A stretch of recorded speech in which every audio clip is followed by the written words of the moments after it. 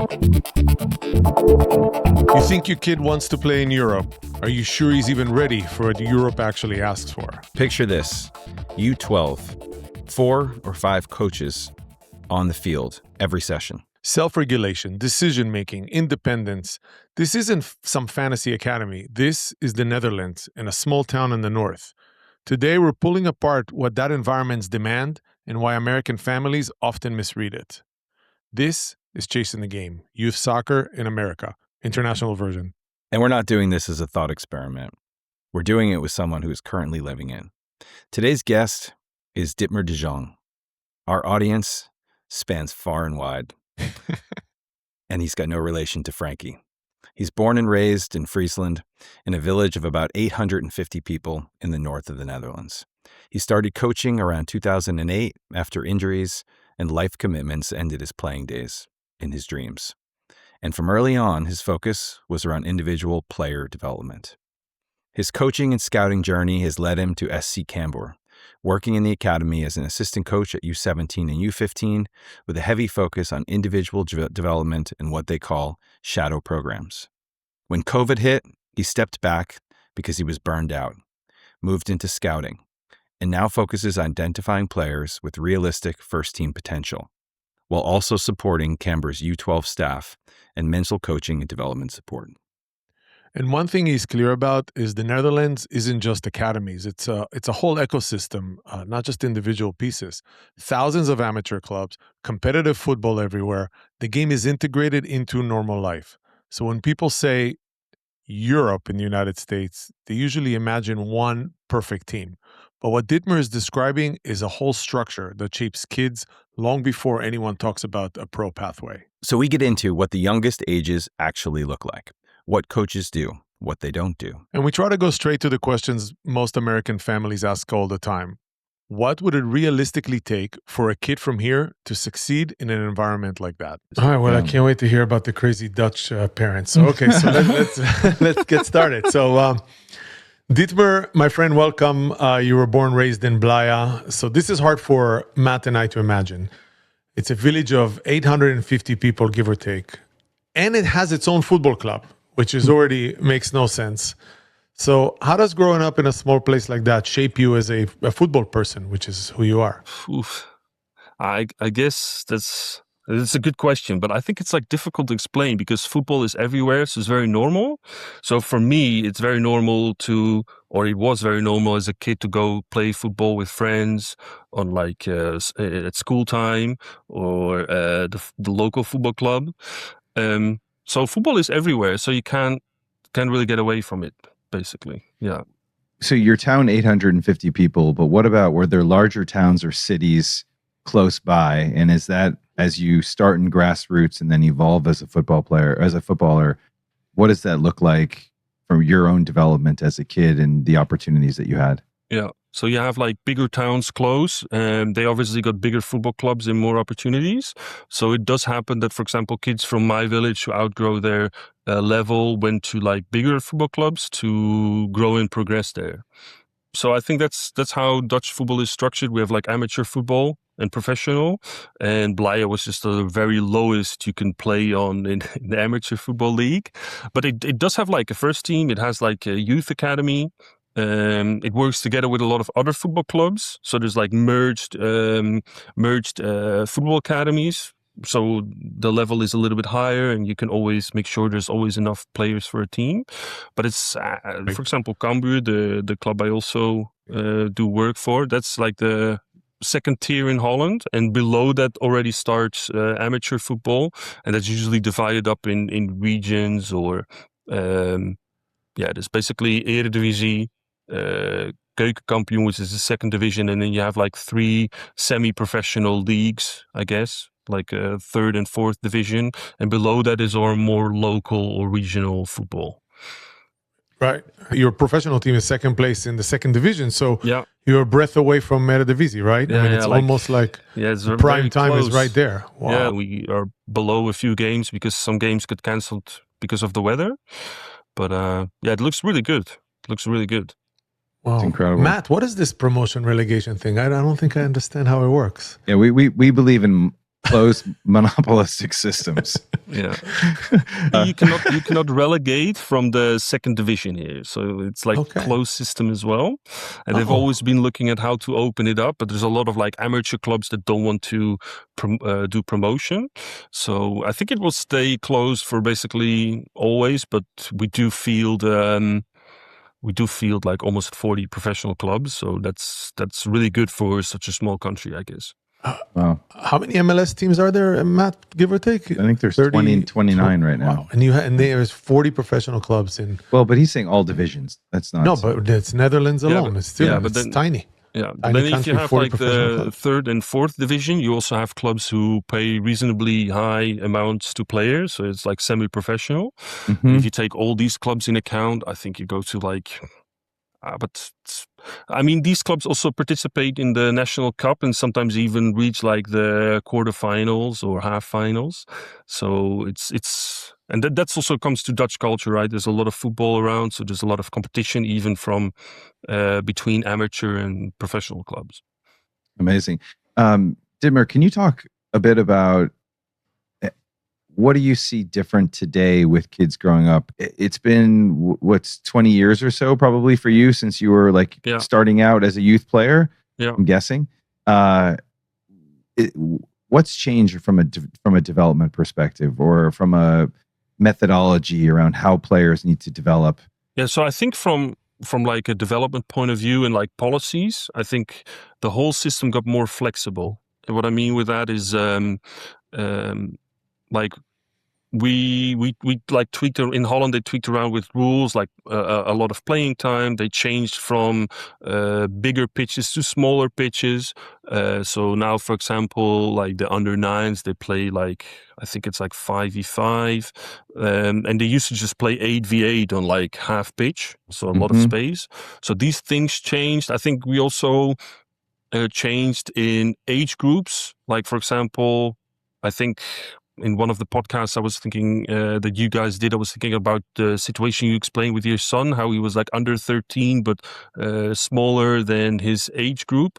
Yeah. So what I think we do really well as well these days is that, for example, if you have a smaller under 13 player, he can still play for under 12, or if you have a smaller under 15 player, you can still play for under 15. So these things got much more flexible, and I think more clubs also look at like if you, for example, have it the other way around, if some kid of under 13 is like big body, early in growth spurt, they usually like put him a team higher. So I think in general, in development, it used to focus more on the team, and now it's more and more focused on the individual level. I think that's the biggest change we've made in like the last 20 years. Oh, it's fascinating. So for most of us in the US, we look at the Dutch and think, and you are the beacon of football and development, especially for given the size of the country and the overall population. Yeah, those of us from the outside are like, these guys have had such incredible success in building and developing players and either holding on to them or selling them to other clubs throughout Europe. What drove the change, do you think? Yeah, I think it's a good question, also a difficult question. I think at some point it happens to every football organization or country is a kind of a stagnation. So at some point we've been doing the same for a long time, and it's kind of like showed that at some point it wasn't enough and things needed to change. And if you look at the big clubs like Ajax, PSV, Feyenoord, AZ, they are also sometimes like pushing the federation to change rules for improved of individual or team development. So I think these are really the driving forces behind change. And I think also what is a very good thing is like a club like Cambuur can sit at a table, have conversations about what is the next step, give feedback, what do we need. There's also every now and then they do like audits, and then clubs get together and visit the club. Like for example, happened a few weeks ago that like a board of people like kind of like examine the way we do things in Cambuur, give feedback on that.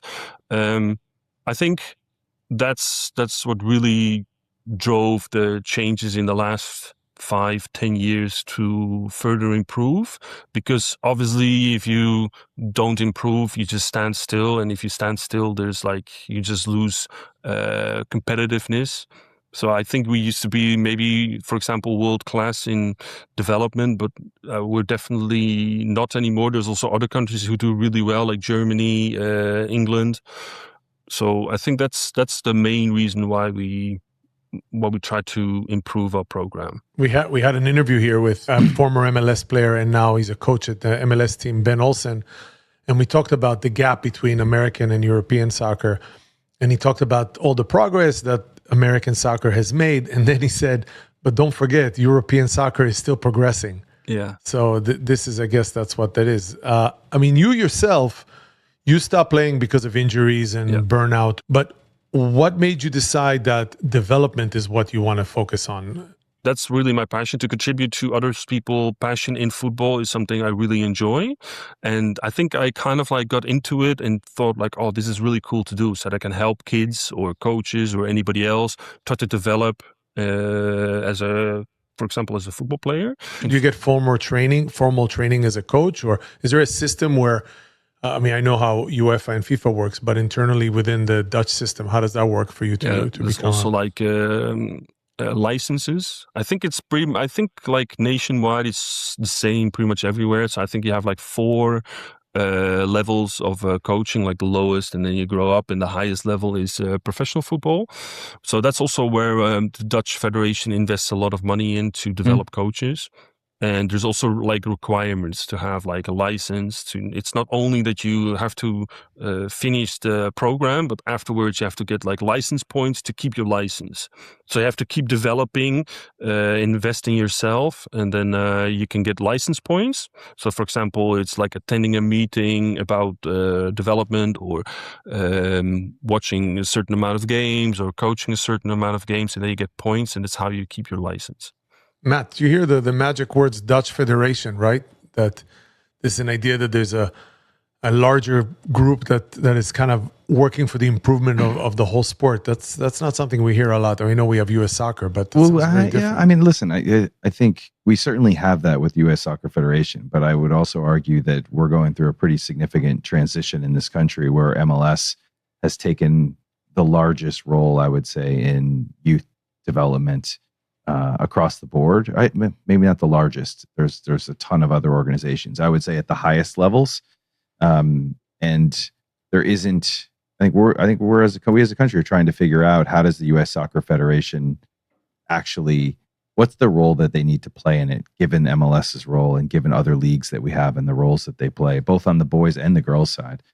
Yeah, I mean the existence of Cambuur, for example, is that funded mostly by taxpayer money? Is it individual funds? Is it how does the club actually exist? Yeah, I think out of the budget of Cambuur, most is like sponsorship. I think that's how we get the most money. So in Holland, we have a lot of like smaller companies sponsoring like the football club, some bigger ones. It's quite collective, and they have like TV money, also a very important source of income. And then obviously you have like season tickets, normal tickets, merchandise. I think that's the biggest pillars of income. And then usually it is required by the federation to have like a certain amount of money go into your academy. And in Cambuur, it's about 1 million euros, I think. They recently released, and that's about 10% of the budget. So I think 8 to 10% of the total budget. So it's quite heavily invested into the youth academy for us. And that's required. Yeah. So there's a certain requirement in percentage that every club should have, and it's also required by license to do something about youth academies. So some clubs have like a shared youth academy and they work together, but most clubs have their own and invest into it. And that's basically how the system works. Yeah. And then when you think of your club in the second division, how much of an emphasis is there on developing players that are featuring for the first team in the second division, vis-a-vis you want to sell them to a first division team, whether within Holland or outside of it? Yeah. So the main goal is really to to get players to go to the first team. And obviously, if that's going to be very interesting. If we do get promoted to the Eredivisie, and let's say we stay there for 5-10 years, then obviously the whole standard of the youth academy has to go up, because then we have to develop for Eredivisie and not just the second division. So we're already like speaking about it, like, okay, how is that going to look like? And but we basically have two main goals: is obviously have players develop to the first team, but also for us it's also very interesting if players who can maybe so not reach the first team, that they go and play for other teams, because that's financially interesting for us, because we have this system where if you develop a player between 12 and 21 and they ever get sold, then you get a piece of the transfer fee. So in that essence, for us, it's very interesting if a player moves on to a different club, does really well there, and makes a transfer, because it's financially interesting for us. Mm-hmm. Can you talk a bit about, so we've seen from other countries, I don't know, I'm sure there's college kids here, or I'm sure there's kids from Netherlands who have come here to play at university. Yeah. Is that a viable path for Dutch kids who, let's say, tap out at 18 and they realize that they don't have a professional pathway anymore, and then they're looking to university in the US? Yeah, so there's quite a few kids actually that I know that went to the United States to study and play football. But I think, to be honest, I'm not 100% sure if they did it just for football. But obviously, it's like a very nice second chance to get into football. But to Matt's question, it's actually really interesting. So let's take hypothetically a kid in your U17, which you have marked for Cambuur's first team. Yeah. But also that kid gets a scouted offer from a full ride to go to the United States to a great college and have a life experience. Do you see them as equal as part as a family decision, or it's obvious that the Cambuur first team is a much superior option for somebody like that? Yeah, I do think that is the superior option, I think. But it could be very interesting, especially if people really want to go to, for example, a university or have like want to go for a degree. I think it could be a very interesting possibility. But I think it's a little bit circumstantial, also dependent on family situation. But let's say it's like a player who we think could reach the first team, then these kids by now also feel that they have the possibility to go and play there, and they know they will get a chance, because that's currently what we're doing. We're giving a lot of players chance to reach the first team. So hypothetically, I think it's possible, but not likely, to be honest. Talk to us about what, if you were to put a drone above the country of Netherlands at the moment, and you see 8 and 9-year-old footballers in training sessions throughout the country. Yeah. This is a grassroots at this point. What does training look like? What are they focused on? How many days a week are they training? All the stuff. I guess if you immediately to like the amounts of training, I guess it's like 2 times per week. Maybe if it's like very competitive, maybe 3. So, and that's also that's a very personal point of view. I do think we do select kids way too young.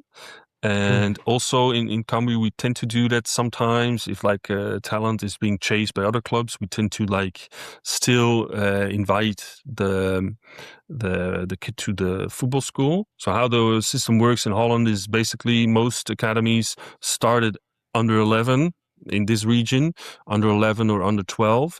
And so they would be invited to the football school for extra training. But to be honest, if you have like some of these kids can sometimes train 4 times per week. So for example, 2 times with their own club, 1 time with us, and then 1 time with like a competing football club. And then maybe there's also some pay to play initiatives starting here as well, like private football schools.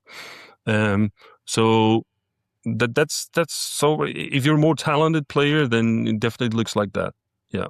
Is there a lot of movement for the kids between teams? Because here there's enormous amount of movement. Or is there, because you are a professional academy, you focus, like you said, maybe too early, but if you focus on a U12, U13 kid, you give it all to try to make sure you get that decision right? Because here there's just right, Matt? I think there's a lot of movement. Well, I think, we're probably thinking about the tri-state, the New York City bubble, which there's hundreds of clubs and less academies, but still quite a few academies.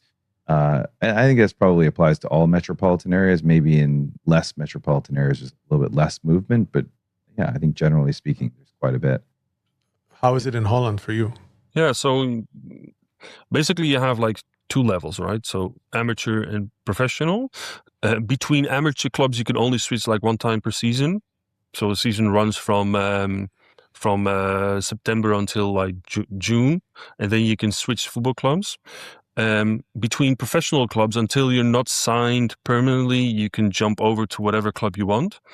Once you join the academy, it gets interesting. I think that's like what we do really well. Kids are protected, or clubs are protected. So once a kid joins our academy, he cannot just like say, "Oh, I don't like it here, I'll switch to another football club." So if Ajax, for example, signs a player, he cannot just join PSV, Feyenoord, or anybody else. It's protected, and if the club even wants at the young ages, even at the younger ages. As soon as they enter the academy structure, they cannot switch. But in the younger ages, I think it's until under 11, they can switch whenever they want. Yeah. When you say they can't switch, what do you mean they literally can't switch? Are they? I mean, yes, they're playing for free. They've signed some sort of contract, even as a 13-year-old or 14-year-old, right? What if it's not working out?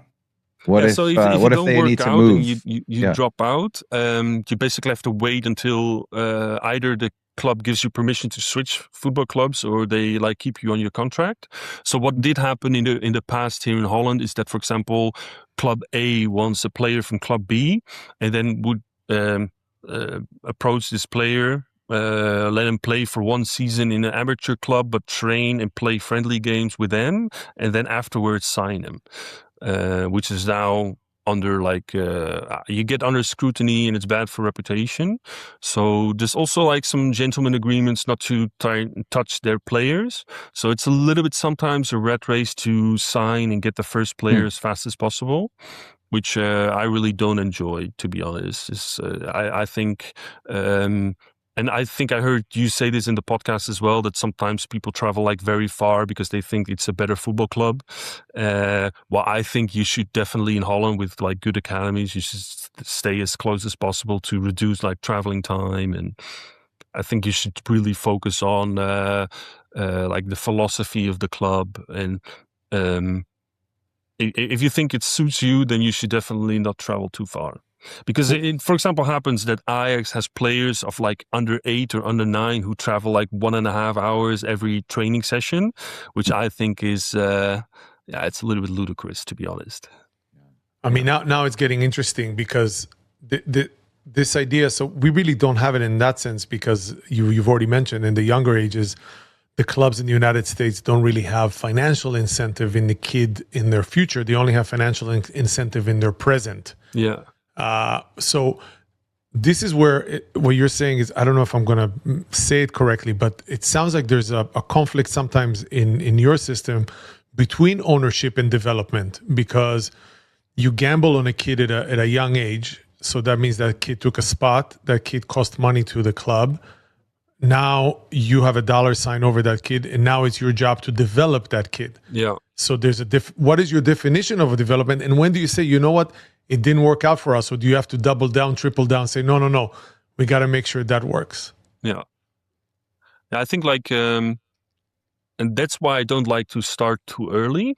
So for example, last season we did have an under 11, and these kids all went to under 12. And I think the big disadvantage of that is that we didn't let anybody go, and we didn't sign anybody new, because we said like, oh, we already invested in these players. And we kind of like get stuck into this idea of, oh, we already had them for 1 year, so we cannot let them go, or we cannot select new players. Well, it could have been more healthy for everybody to do that process. So I think that's where like an academy also has a challenge with, right? So choosing the right moments to say to players, okay, we're going to let you go, or to sign new players. I think that's where really lies a big challenge also for us to make like the right choices, because like what you said is you invest time and money into this player, and at some point you just gotta have to say, okay, sorry, we have to like let you go, or might sound like written off that player, and so that's really where we also struggle sometimes, because it could also mean that you, for whatever reason, sign off a player too soon, I guess, and that you maybe waste talent. So, I mean, you have basically two brains. You're a coach of younger kids, but you're a scout on the older side. Mm-hmm. So let's start with the younger kids a little bit. What is it that you're looking at, U8 to U11, let's say, what you would consider a talent worthy of Cambuur? Yeah, so our vision very much with the younger ages is, when I started to do scouting, the head scout really said to me, Ditmer, just focus on one thing and one thing only, and it's motor skills. So we very much believe that motor skills is the basic to learn football, and that's where we focus on. So I can give you a few examples of like players who got into our academy quite late, and then develop exponentially as football players because of their good motor skills. So in under 12, we have this one player who came to Holland from Ukraine, and he hadn't played football there, and he only started play football as under 9, or I think under 9. And he just exponentially grew as a football player in a short notice. He joined our academy, and I think he's now one of the better performing players of under 12. And that's all due to motor skills. So we did scout him based on motor skills, and he just exponentially developed as a football player. What do you define as motor skills at that age? Yeah, I was afraid to ask that question. No, well, that's why I have no shame and no ego. So of course, and I know I don't have it. So same for me, by the way. But I guess it's like the way you move, right? And usually it's like a little bit the smaller players. So for example, if you would see our under 12 play against any other clubs, you also see that we have smaller kids compared to a lot of other clubs. It's like just a way of movement, feet work. It's hard to define it. However, I would imagine you can see it in 5 seconds. Exactly. Right? Just the way they move, how quick they are, how swift, the feet work, like the coordination between like feet and eyes. I think that's just a general athletic skill, I guess. Are you born with that, you think, Ditmer? I guess so. I guess so, yes. But I do also know that you can like very much improve it. Like we are also very much into multiple sports. So we do try to not force, but ask players to do, for example, judo or karate or basketball or any other sports. We prefer individual sports. So there's also like some kids who do gymnastics for extra skill movement and to improve their resilience as well, and to improve their motor skills. So now the kids are moving into the U12, U13 over. So now, okay, we got motor skills, check. Yeah. What are we looking at now at that middle age, which is let's say U12 and over, which is really when your official academy begins, right? We kind of like start to look a little bit for like not really positional wise, but more like in what line the player could play, for example, defense or midfield or attacking positions. We haven't really defined that yet. It's not in stone at that age. I guess it's also a little bit like things like initiative and the like basic tactical skills come into play, like if you have a lot of overview, if you have insight into the game. But it's still, I think at that age we still kind of like look for motor skills and if a player has the ability to learn. So we very much start to focus on also learning abilities of players. So if player comes on trial, we also try to test the player to see if he's willing to learn, if he's able to learn. That's also what we look very much for at that age. Ditmer, I'm not going to let you off the hook for this question. So for U12s, let's say training's 3 days a week. Yeah. 90 minutes, more than 90 minutes for each session. And then talk to us a little bit about like, what do the session plans look like? Yeah, What do so you we guys have, most focus on? it's a little bit dependent on the schedule because usually we also do some friendly games on Wednesday. The training sessions are about almost 2 hours long, but there's a little bit of like what we call pre-training. So before we do the group session, kids train on their own to develop skills. So for example, if some player wants to improve their left foot or right foot, they get like time to train it. Or if they want to learn like finishing or first touch, we also have like wait, sorry. Now you got me all confused. He's wondering how many coaches are on What the is pitch. happening right now? You're telling me that the kid A wants to do it.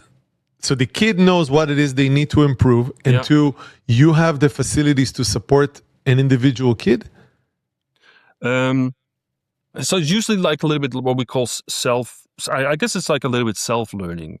So we very much believe in self-regulation. That's where we very much heavily try to invest in kids, like teaching that. So if a kid comes into our academy, it's not really like, oh, you have to work on your left foot. It's more like, okay, what do you think is very good to learn on? My God. What do you want to improve on? And that for us is very important. So if a kid comes into training, he usually already made a plan himself to where he wants to improve on. It could be like his left foot, it could be his right foot, it could be his first touch, it could be finishing, it could be dribbling, it could be any of those skills that he has to improve on. And it's very much focused on the individual part. He can do that, for example, alone or with other players. And for example, he doesn't know where to improve on, or he has like questions, he could come to us as coaches, and then we can help him find a good solution for his football problem.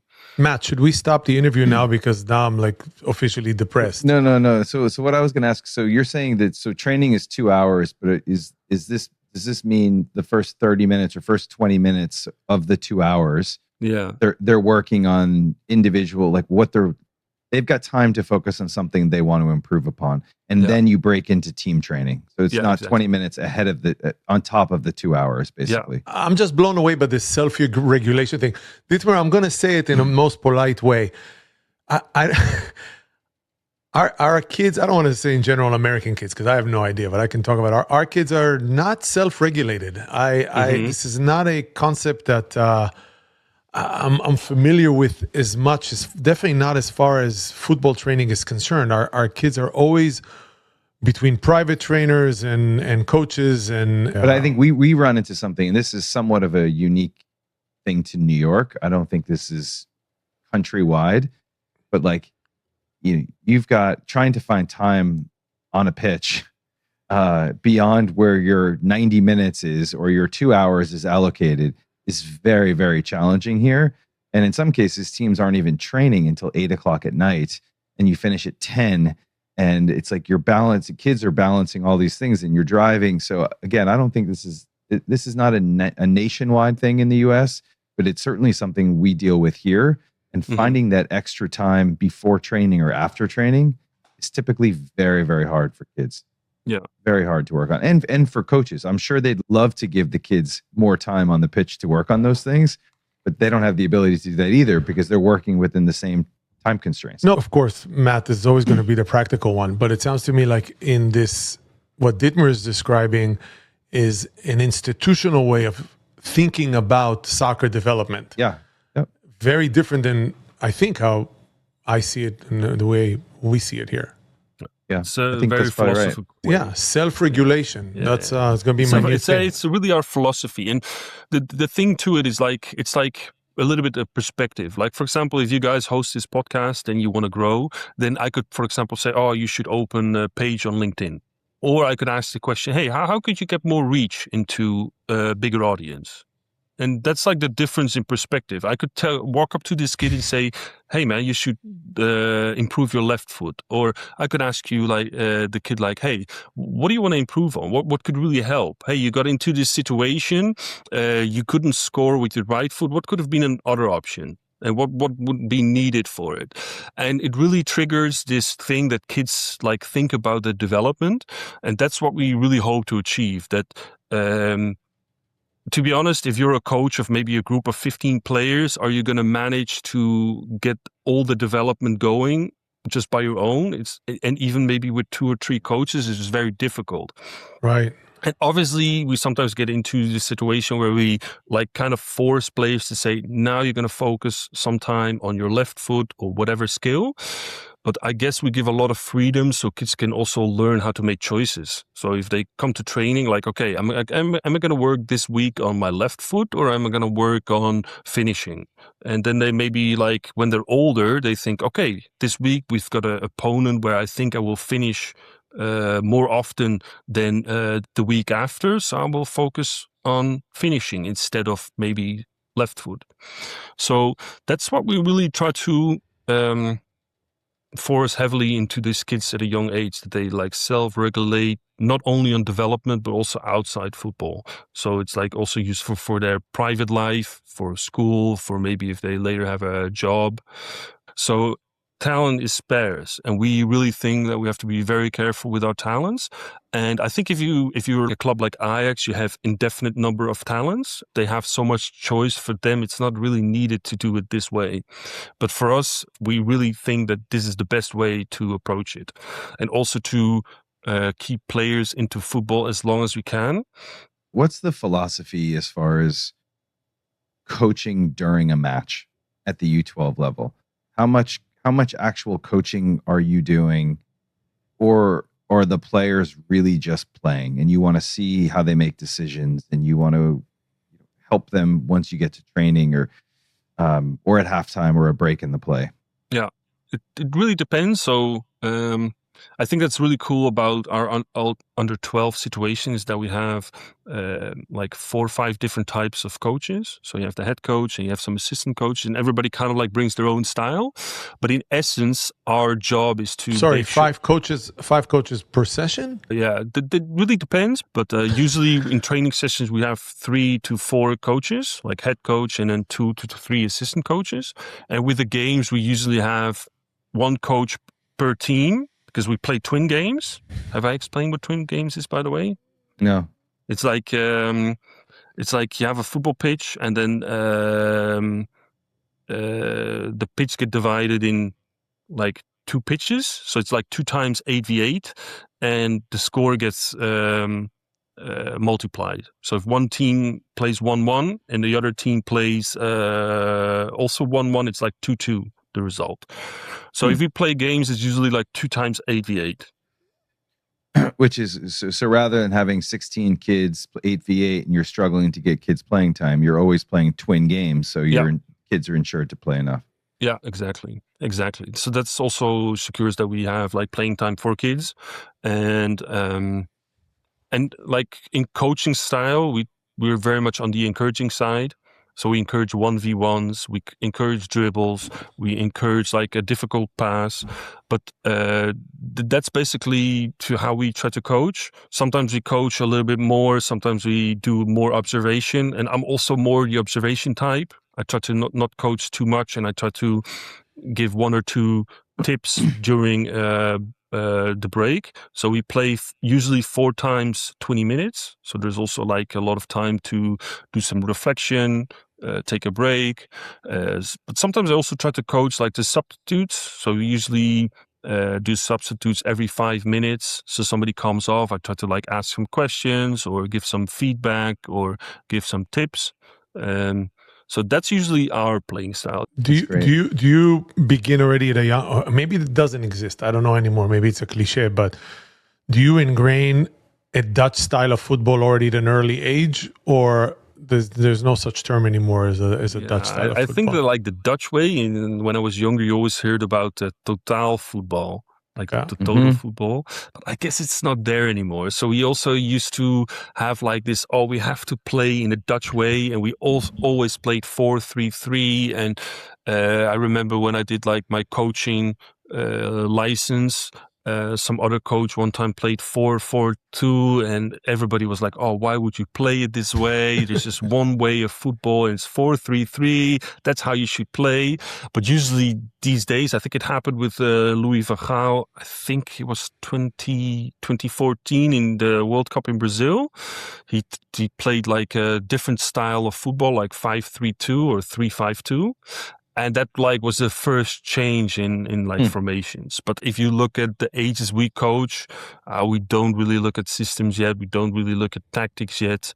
It really starts at maybe under 14, under 15, where you start more play the tactical game. How much are kids moved around positionally? So you just mentioned U14. So U11, U12, U13. I think we have a tendency to say, that's a 9, that's a 10, that's a center back, right?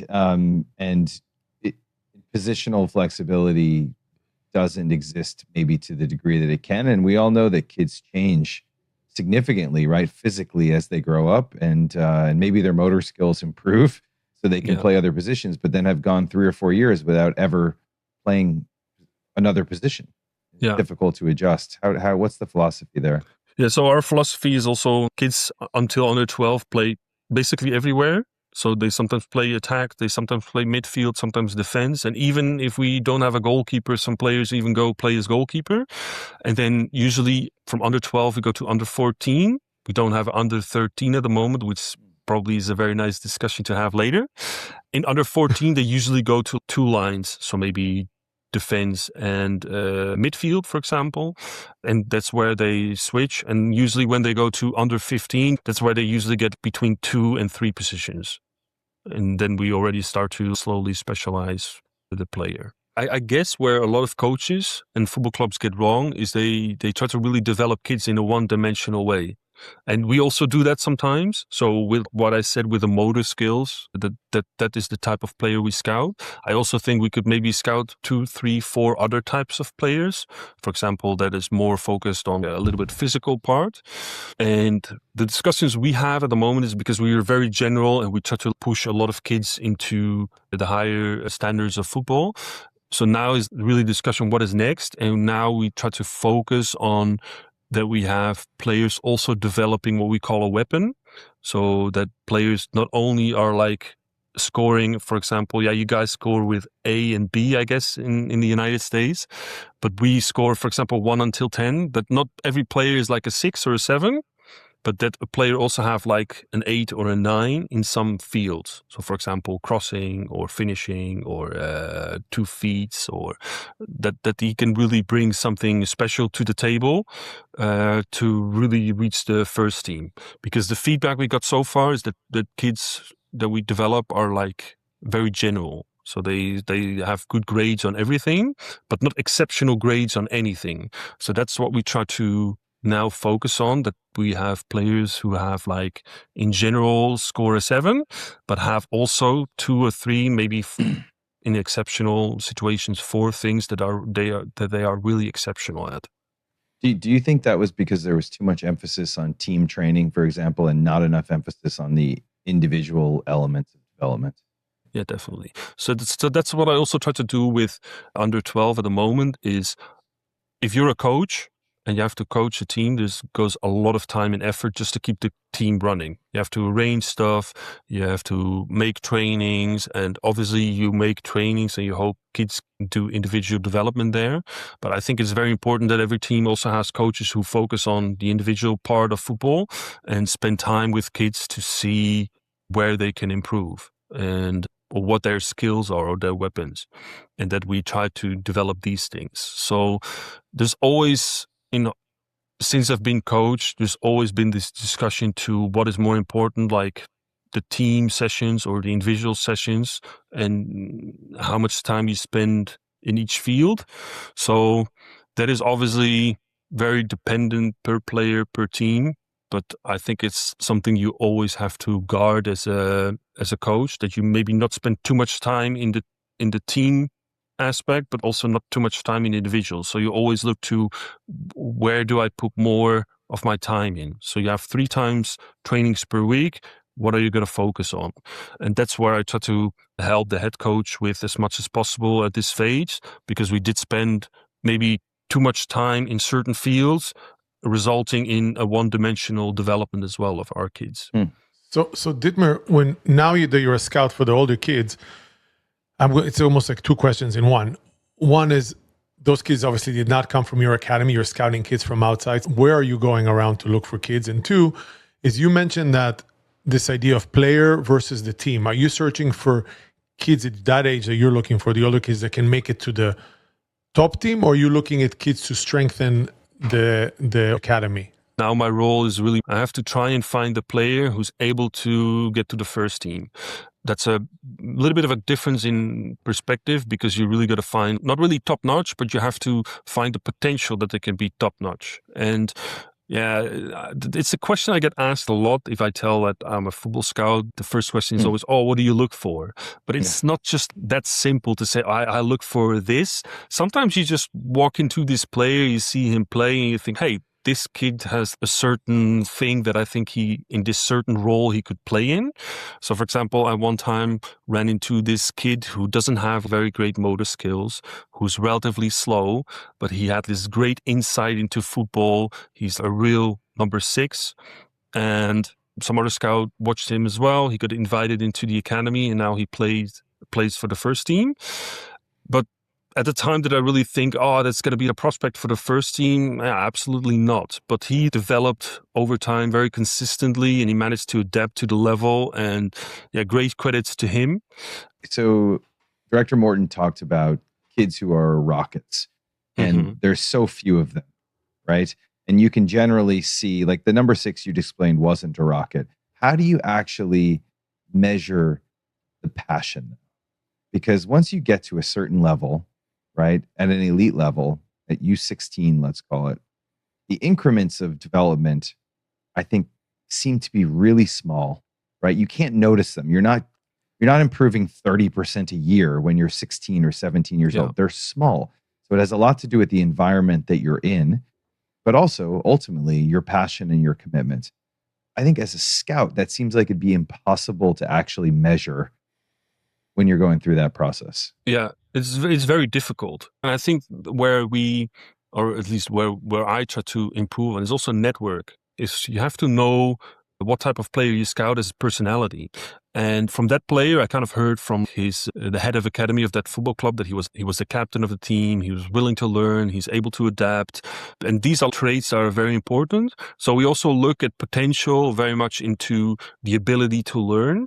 And if I find out that some kid has this really good ability to learn, then that is a big plus for me, because I think you can look at scouting in 2 ways: current level, so how good is somebody now, and where is his potential. And this was definitely a player that I thought his current level was relatively low, but his potential was higher. So if you, for example, find a player who's really good, but you know his willingness or his passion or his ability to learn is lower, that for me is already a player who might perform now, but is not a high potential. Matt, your question is really good, because it's easy to... Thank you. Laurent, thank you so much. Yeah, you know, I want to give you feedback. Every once in a while, I get a compliment. Yeah, I want you to feel good. This is a feel good. I already feel like crap here. I was gonna say with Ditmer, I feel he's already made me so much smarter. Yeah. But to Matt's point, it's easy to spot a rocket, okay? Yeah, definitely. Let's go back to this number 6 that you saw. You said he had an insight to the game. How do you define that? You have a lot of number 6s who always find the possibility passing backwards. And this guy was constantly scanning, looking around where are the possibilities going forward. And he always found spaces where other players were playing. And he also found depth. So he was able to he had a very good left foot. He was able to play the ball forward very easily. And for me, that was very interesting. Okay, he's constantly trying to scan and play forward. There's so many number 6s that I get offered who never lose the ball, but never take any risks. Sideways. A lot of sideways. Yeah, exactly. And I guess for him as well, he very much did right. So sometimes he had to play sideways and sometimes he had to play backwards, but his intentions were always forward. So for me, that already marked that, okay, he's really constantly scanning, trying to see where it can go forward and taking initiative, trying to find spaces that he could go to and to play forward. And yeah, that for me resonated. Okay, this guy is really interesting for that role. We talk a lot on this podcast, and I would say in general, about how the American kid has so many other either interests or distractions outside of football. Yeah. When you look at the US and you see the progress we've made as a footballing nation, What are you most intrigued by?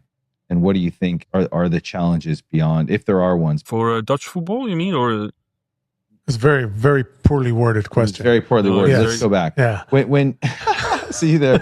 Oh, thank God you can edit this. Okay, let's start over. So in the US, yeah, I think part of the challenge as a footballing nation is that there's a lot of distractions for the American kid from around other sports, right? When you look at that from a Dutch perspective, right? Mm-hmm. Your kids have, I would imagine, less distractions as far as other sports. Football is still first. Yeah.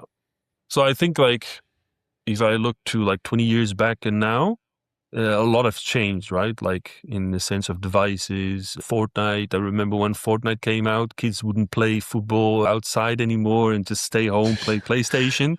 I really remember that. When I first started as coach, we sometimes during holidays would train during the day, and I would have to go to the pitch and ask players, "Oh, hey, sorry, we're gonna have a training session here. Can you please go?"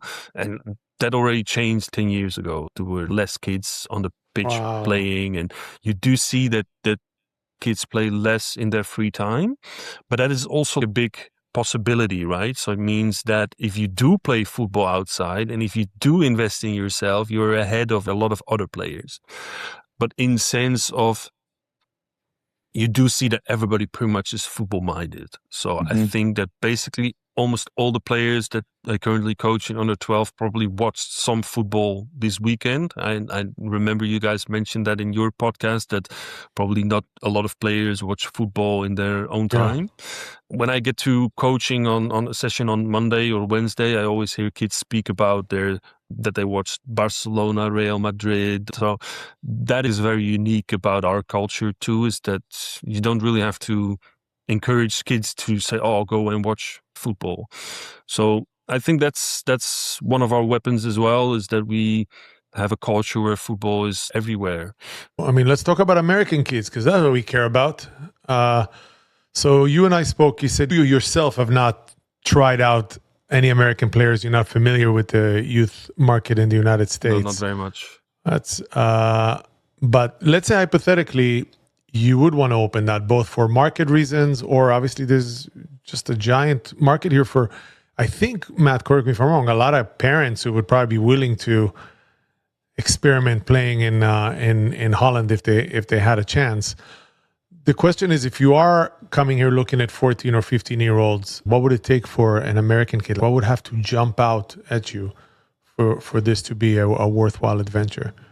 I guess it's still the same answer that I gave before, but I think if you really want to come to Europe, you really have to sacrifice something, right? It's like move away from your family. It's like a long way away. So I guess if you really want to make the step, we did one time have like a player from Canada who moved to Holland and play for our academy for 2 years.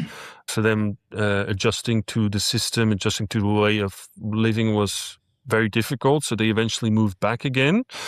So that would be the real challenge. I think it's very difficult. But obviously, for example, a player gets offered to us and could bring us to a higher level. I think it would be interesting.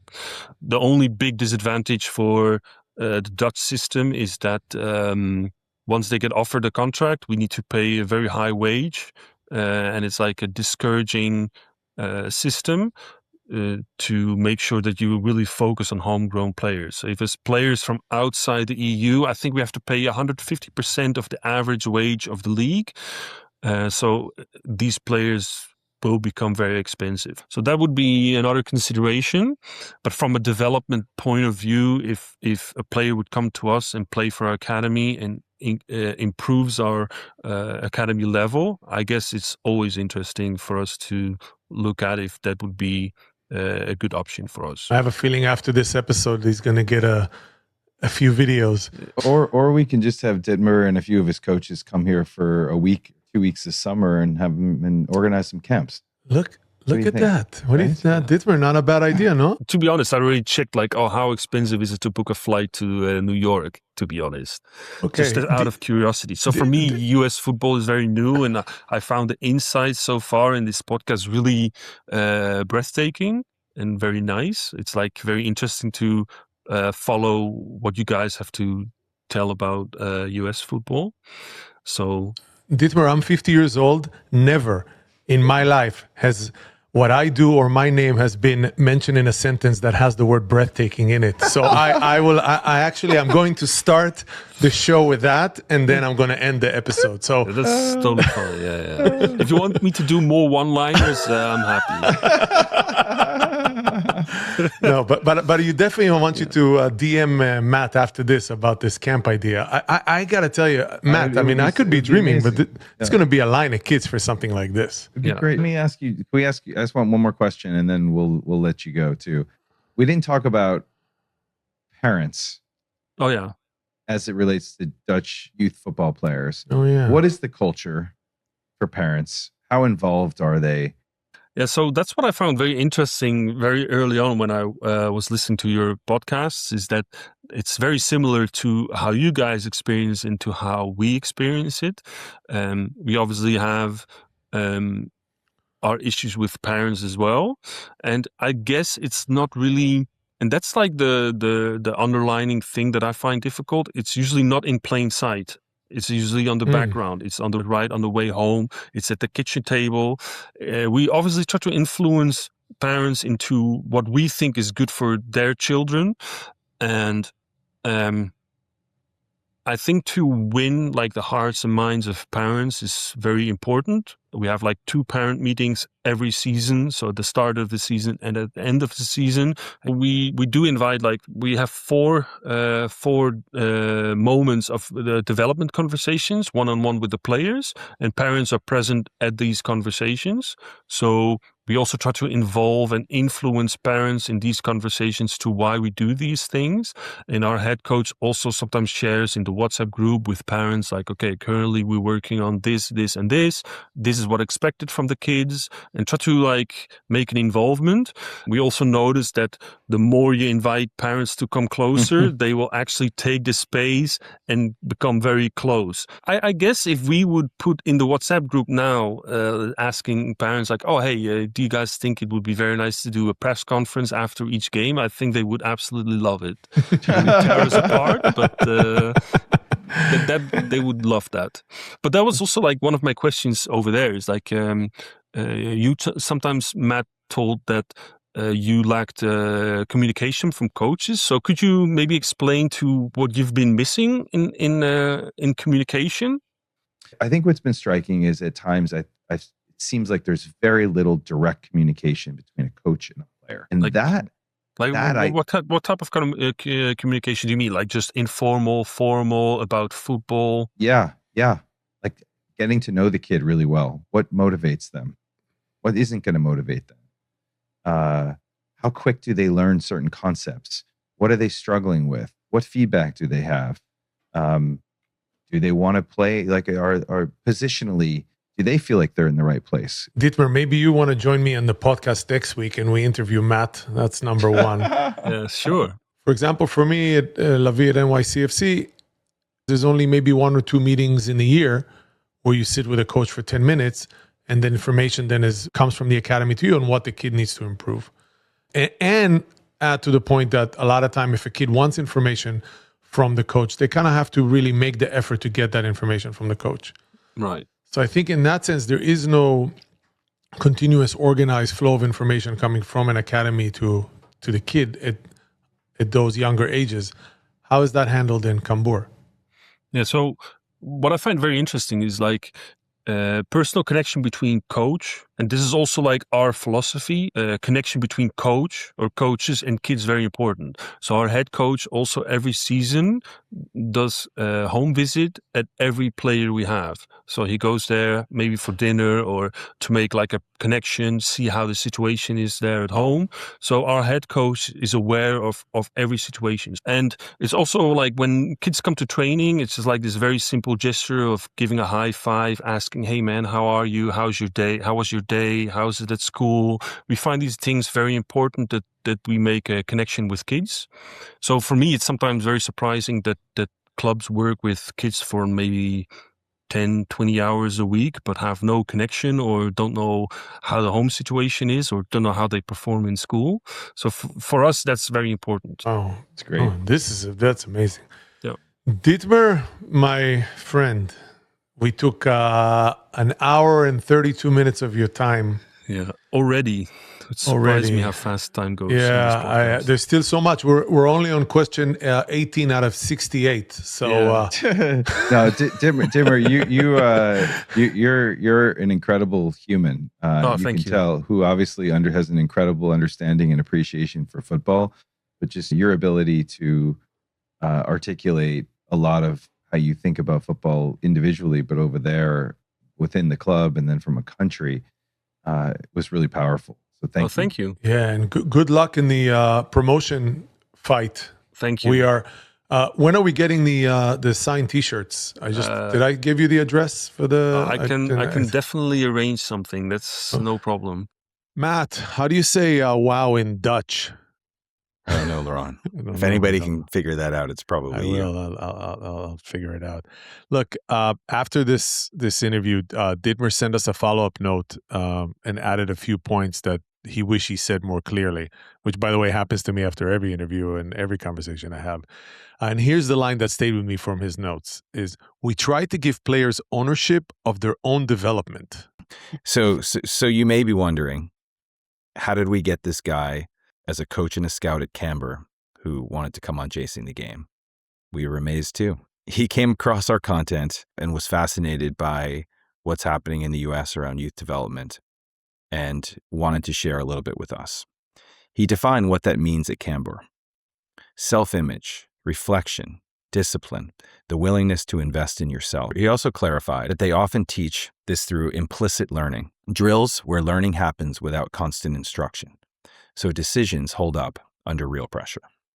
Yeah, as he zoomed out in a way that matters to parents here and to us, obviously. It's a real amazing environment to grow in, right? And for you to become a pro. And one last point on scouting, because this gets often misunderstood. Ditmer said he focuses heavily on being coachable, willingness to learn, adaptability, and the ability to reflect, not just moments. Those traits predict whether a player will actually improve inside a demanding environment. So here are a few takeaways, right, Matt? One, Europe is by no means a shortcut. It's a responsibility shift. Two, ownership beats dependence every time. Three, implicit training builds decision makers who can hold up under pressure. And four, scouting at this level is about growth traits like coachability, adaptability, and reflection, which of course also aligns very closely with motor skills and what that projects forward. And if you want more episodes like this, follow the show and keep sending us your questions. We build the next conversations off of what we're wrestling with right now in the moment. Matt, I'll see you next time at Chasing the Game. And as they say in Dutch, shalom. Laurent, this is always the best hour of my week.